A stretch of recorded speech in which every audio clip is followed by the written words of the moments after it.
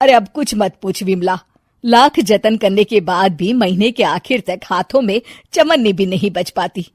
कभी अपने लिए कोई छोटी सी भी चीज लेनी हो तो 10 बार सोचना पड़ता है।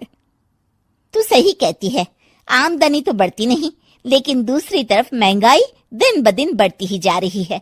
राशन वाले का बिल, दूध वाले का उधार। अरे तुम औरतें बस इसी तरह जिंदगी भर रोती रहोगी। खुद के पैरों पे खड़े होने की सोचो, तब तुम्हें पैसों के लिए किसी का मुंह नहीं देखना पड़ेगा। अरे तू इतनी बड़ी बड़ी बातें कर रही है, तू ही बता दे हम क्या करें। हम औरतें चाहे तो कोई छोटा मोटा व्यापार कर सकती हैं, जैसे कि साड़ी बेचने का। सुधा की बातें सुन सब औरतें हंस पड़ती हैं। ना भाई ना, मेरे पति को ये सब पसंद नहीं है, वो तो मुझे मार डालेंगे। दूसरी औरतें भी विमला की बात से सहमति जताती है और साड़ी का व्यापार करने से मना कर देती हैं। अगले दिन सुधा अपनी सास से ये बात कहती है। बस अब यही काम रह गया था, सारा दिन यही सब सोचती रहती हो। अरे बढ़िया आई साड़ी बेचने वाली। तभी वहां सुधा का पति विवेक आता है। अपनी माँ की बात काटते हुए कहता है, अरे माँ, सुधा ठीक ही तो कह रही है। अगर ये साड़ियों का व्यापार करना चाहती है तो इसमें क्या गलत है। मुझे तो सुधा की बात पसंद आई। अरे मजाक है क्या व्यापार करना? अच्छे अच्छों की खटिया खड़ी हो जाती है। मैंने दुनिया देखी है। बेटा तुम लोग ज्यादा हवा में मत उड़ो, और फिर साड़ियाँ खरीदने के लिए पैसे कहाँ से लाएगा? तुम उसकी चिंता मत करो माँ, मैं देख लूंगा। अगले दिन विवेक अपने एक दोस्त से कुछ पैसे उधार लेकर साड़ी के कारखाने से बहुत सारी साड़ियां खरीद लाता है। ये लो सुधा, तुम्हारा ऑनलाइन अकाउंट बन गया है। अब लोग घर बैठे तुमसे साड़ियां खरीद सकते हैं। ये तो बहुत अच्छी बात है। हाँ, और इतना ही नहीं, मैंने इसमें सभी नई डिजाइन की साड़ियों की फोटो भी अपलोड कर दी है। अब बस तुम देखती जाओ। कुछ दिनों के बाद। नमस्ते, मुझे सुधा जी से मिलना है।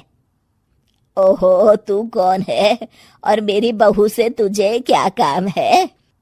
माँ जी, मैं सुधा जी से साड़ियाँ खरीदने आया हूँ। अरे बड़ा बेवकूफ है तू, इतना बड़ा मीना बाजार छोड़कर यहाँ साड़ी खरीदने आया है। तेरा ऊपर का कोई पेच ढीला है क्या? अरे माँ जी, आप नहीं जानती, आजकल ऑनलाइन का जमाना है, समय और पैसे दोनों की बचत होती है। तभी वहां सुधा आ जाती है। सुधा बिरजू को साड़ियां दिखाती है। क्या बात है सुधा बहन जी, आपके पास तो बहुत ही सुंदर सुंदर साड़ियां हैं।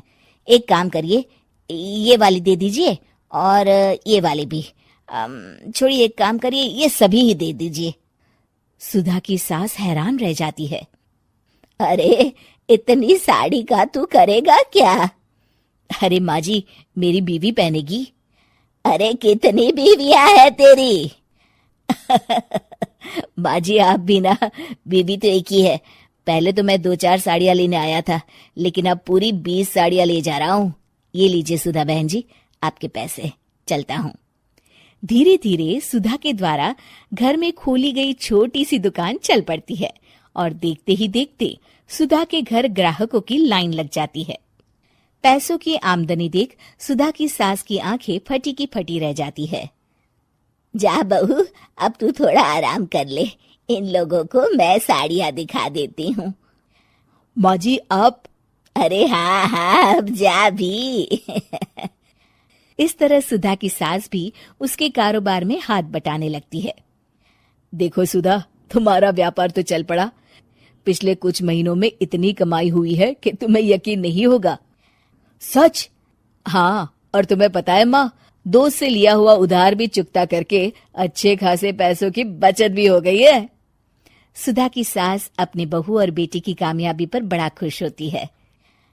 बहू की तरक्की देख के मैं बहुत खुश हूँ बेटा। तूने साबित कर दिया कि अगर पति का सपोर्ट मिले तो पत्नी कुछ भी कर सकती है। जी माँ जी, आपने बिल्कुल सही कहा।